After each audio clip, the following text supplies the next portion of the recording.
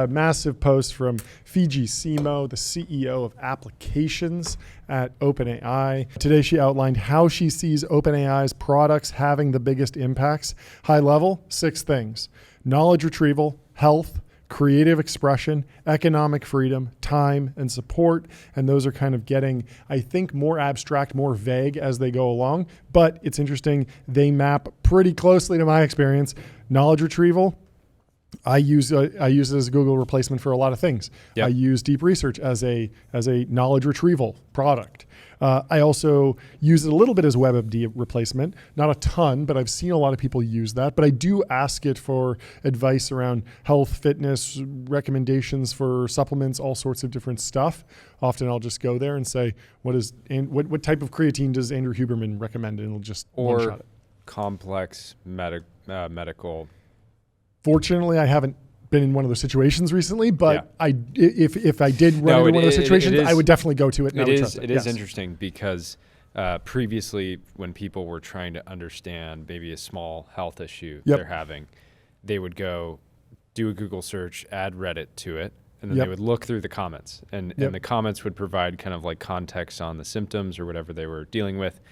But you could technically leave a comment, but I think the majority of people wouldn't want to post about that. Yeah, so the fact that OpenAI has all that Reddit data, you can get that same type of data, but then you can kind of ask a number of follow-up questions, which is very cool, very powerful. I'm certain that people are probably misusing it, maybe reading too much into the results. But again, the idea, I think for a long time, doctors that would say, Don't look on Google. You're just going to stress yourself out. And then you go into the appointment room and they're over there on the equivalent of Dr. Google. Totally. It's nothing new. People used to go to WebMD and like the meme was like you go to WebMD and no matter what you type in, it says like, could be cancer, like could be like the worst possible thing, but it might just be a cold and maybe you should just take some Advil. But like for whatever reason, WebMD felt the need to like kind of give you the full picture and all the possibilities. And then they'd of course say like, go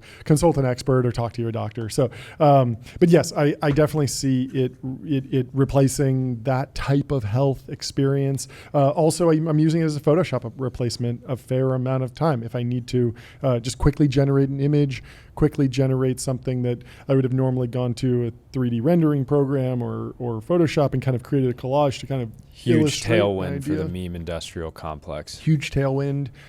Still a lot to work out there. I do find that sometimes when I go to images in ChatGPT, I'm going back and forth on the prompt for 10 minutes. And I'm like, I could have just done this with traditional tools. So it's not perfect, but when it gets it, it's so amazing. And the final product often looks a lot more cohesive than what I would get if I was like collaging and like the shadows didn't match and there were like rough edges and stuff. So certainly great there. The last 3 are a bit more vague. We'll have to read into those, but OpenAI is set up to win pretty big in all of these categories. So semi-analysis clocks ChatGPT's share of queries at 71%. Meta is in second at 12%, and that's with billions of users on Meta products. And so OpenAI is certainly running away with consumer.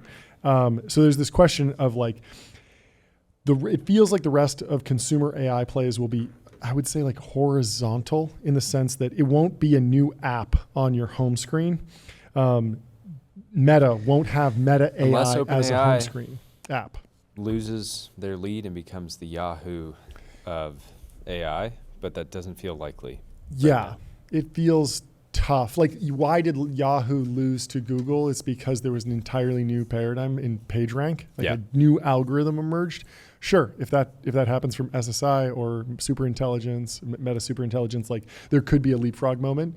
But so far, they've been pretty good at staying near the frontier to the point where it's like, okay, Google got him on this one or Grok got him on this one today. But there hasn't been a time when I've been like, okay, like there is a dramatic difference in the results such that it's worth it for me to go over. There was that moment for Claude for a little bit. Everyone was like, Claude's way better. I went over and used Claude for a bit. And then I went back to OpenAI just because the product was better and had more of an ecosystem. Product lead is very real. Yeah, I was thinking about this. Like if you played out a hypothetical scenario and you went and you had, the keys to OpenAI HQ, you went and you exfiltrated all the code, everything, got an app into the App Store, Jordy GPT. You have the exact same model, the exact same inference, the exact same UI, everything. Could you win? Because people would say, well, it's there's not real better, brand, so I'm not going to switch. We live on a part of the internet where people are constantly debating the merits of the leadership teams and the approaches and the philosophies. But then downstream, you have approaching 1 billion users that are just like, I like the product. I use it a lot. Yeah. And so even if you ran a Super Bowl ad saying like, we have a product that's exactly as good as ChatGPT. It is feature for feature the same. Parity. People would be like, but I already have it installed. You're asking me for 2 minutes to uninstall this and reinstall the new one, and then I don't get any benefit. I wouldn't do it, even if you match my even if you match my capabilities. You got to leapfrog. It's funny. So Jason Fried had a great post relevant yesterday. He said feature parity is just another way to say we don't need to exist. So if you come out and you're so good at what you do that you can create as good of a product as OpenAI, models that are as good, you still don't need to exist. And so that is the challenge for anyone competing. Let me tell you about ramp.com. Time is money, save both, easy to use corporate cards, bill payments, accounting, and a whole lot more all in one place. Go to ramp.com. Really quickly. It feels like the rest of consumer AI plays will be horizontal. There won't be a new AI app for Meta that really takes off. Instead, AI will improve everything Meta does across Facebook, Instagram, WhatsApp, Quest, etc. And I was thinking about the initial takeoff of Facebook.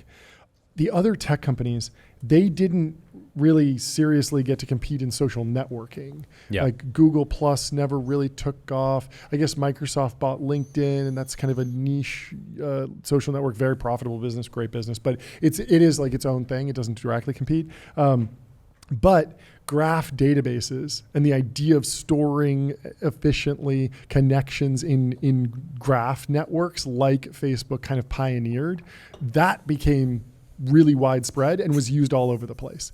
And the same thing with Google search, like this page rank, just better search algorithms, those wound up manifesting in better search in all sorts of products.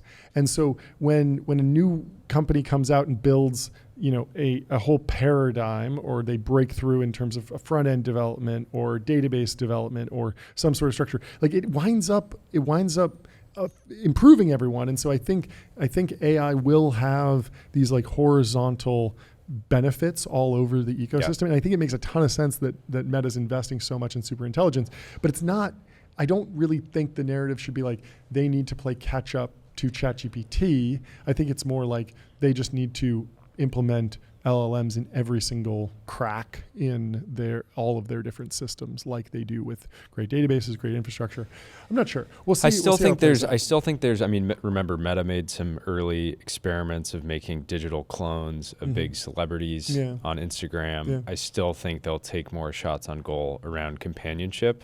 Will they go Grok waifu mode? No, I don't think they want that revenue line, but there's a bunch of other ways in which they could kind of go after that market that I don't even think.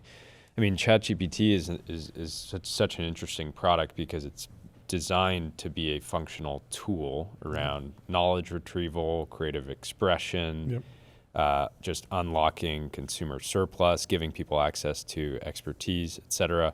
And the way in which people are using it as a companion is sort of not the sort of default. It's not like you name your ChatGPT, right? People will give it a name. But it doesn't really stick.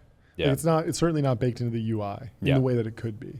I know people do talk to it. And so again, I've said it before, but as ChatGPT user hours are just, user minutes still, but as they're ticking up, I do think Zuck will look at that and say, I want some of that action.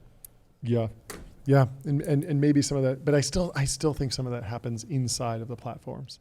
I don't not necessarily a net new app.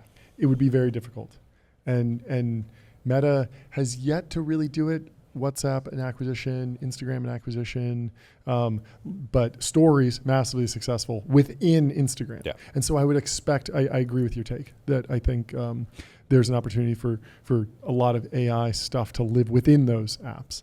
And then also just on the monetization side, like they're in a very unique space where they can give great products away for free, but they can't be charged an inference cost to another company. And so if they have their own open source model that they can inference very cheaply, they can give it away for free, and then they leverage their massive ad network. So let's go through what Fijisimo over at OpenAI is building. So in a few weeks, I'll be joining OpenAI as CEO of applications. We've all been waiting for this moment.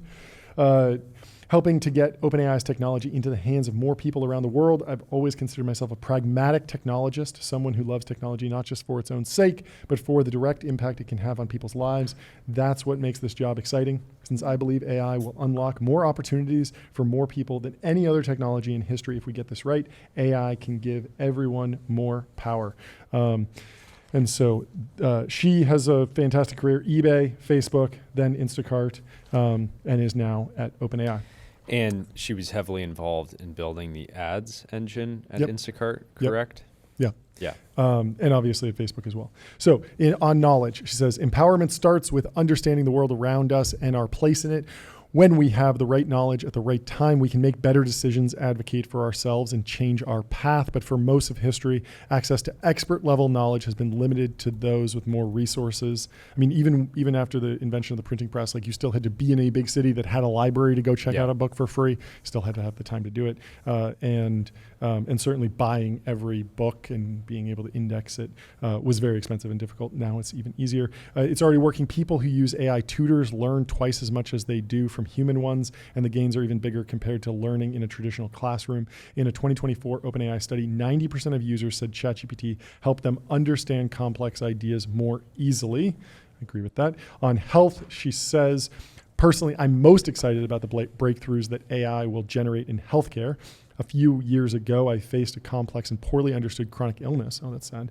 And it became painfully clear just how fragmented and inaccessible the healthcare system can be. Even with access from some of the best doctors in the world, I found myself acting as a connector, piecing together insights from multiple specialists who weren't speaking to each other. I actually had a friend who got a very, very rare form of cancer and did all of the research pre-ChatGPT, actually downloaded all the frontier science and all the different papers, figured out that it was this one very rare condition, found the expert, went to that expert. He was like, yep, you have this thing.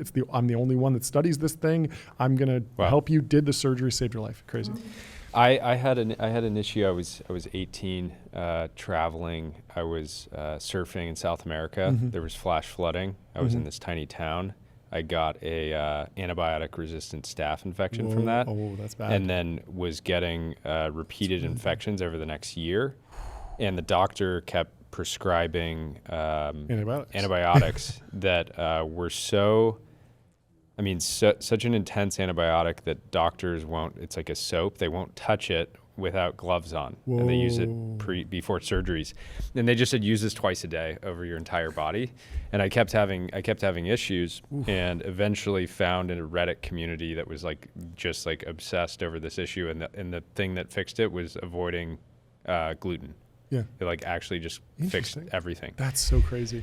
Yeah, and I just imagine if I was even now, if I was dealing with that issue, I would have been able to, I would have just been able to talk with ChatGPT about it. They would be able to surface all that kind of thing, build a picture of it. So, very interesting. Let me tell you about Restream. One live stream, 30 plus destinations, multi-stream, and reach your audience wherever they are. We use Restream. The backbone of this show. So she closes out health saying, AI can explain lab results, decode medical jargon, offer second opinions, and help patients understand their options in plain language. It won't replace doctors, but it can finally level the playing field for patients, putting them in the driver's seat of their own care.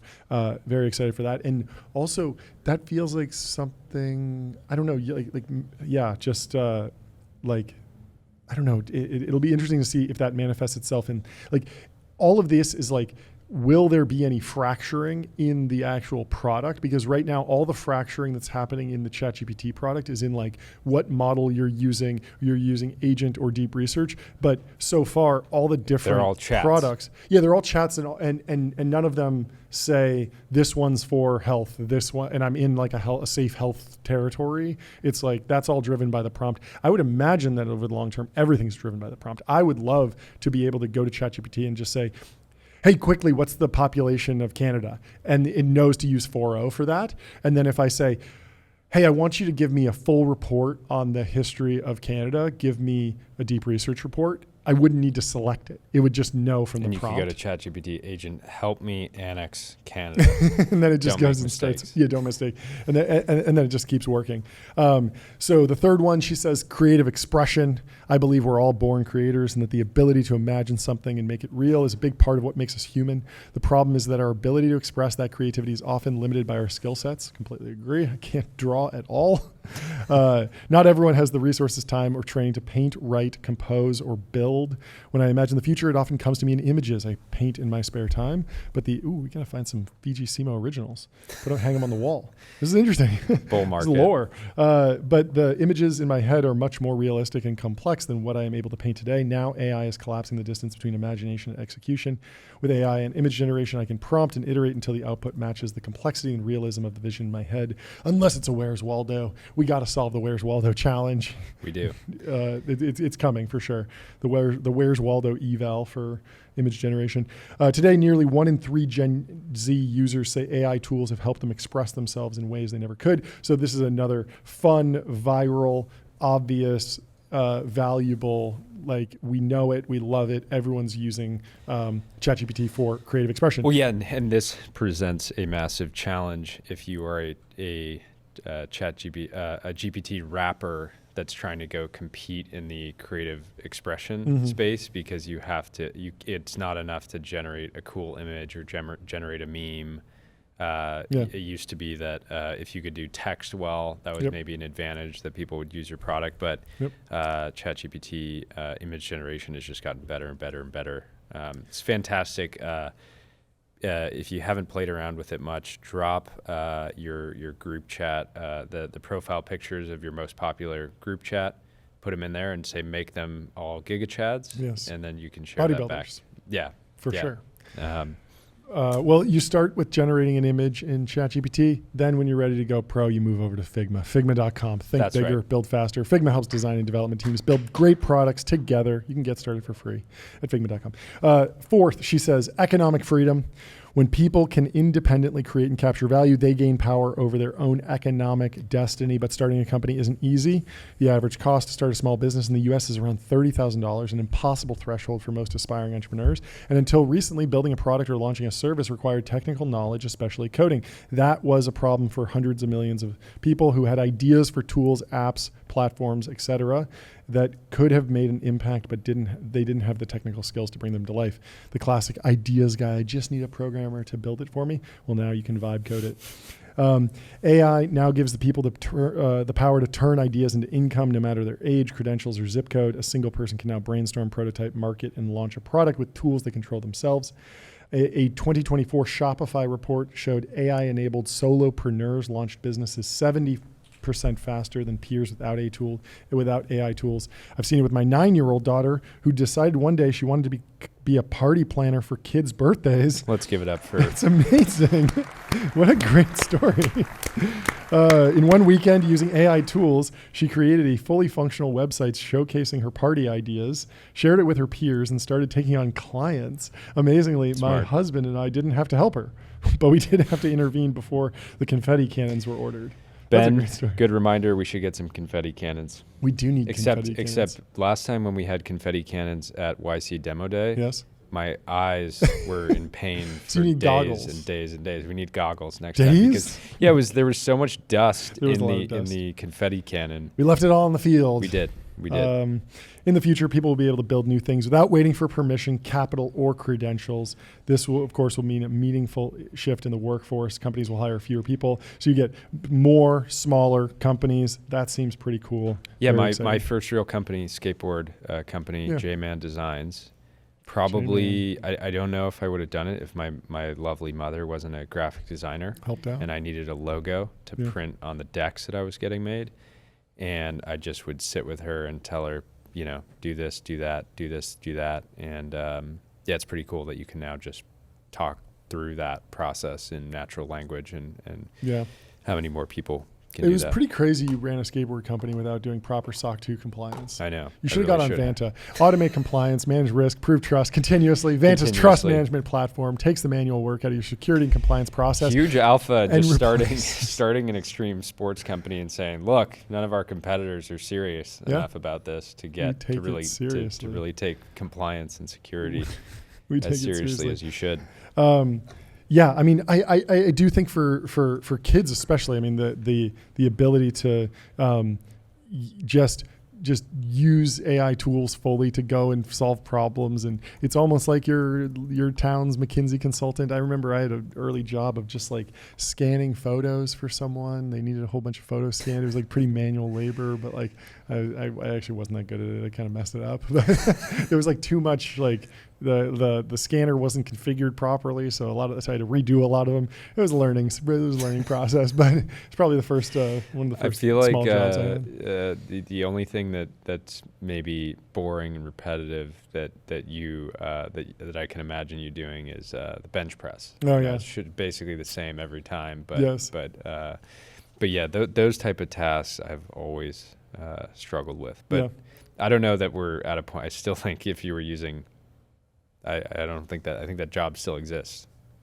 I think it does. I think there are bigger companies where you can just like send in a ton of stuff and they'll just professionally scan it for you. But they're pretty expensive, I think. So I think the kids still have some alpha if your opportunity cost is low enough. Yeah. as many kids are. Fifth, she says, time. Regaining control over your time is one of the most liberating, empowering shifts a person can experience. The ability to control how you spend your time is often what separates people who feel in charge of their lives from people who feel overwhelmed by them. Wealthy people who have always bought back their time by hiring personal assistants, household staff, private tutors, chefs, and more, building full infrastructures to reduce friction in their lives. Meanwhile, the average household spends nearly 20 hours a week on domestic work, logistics, and errands. While leading Instacart, I saw firsthand how technology can shift perceptions and behaviors around time.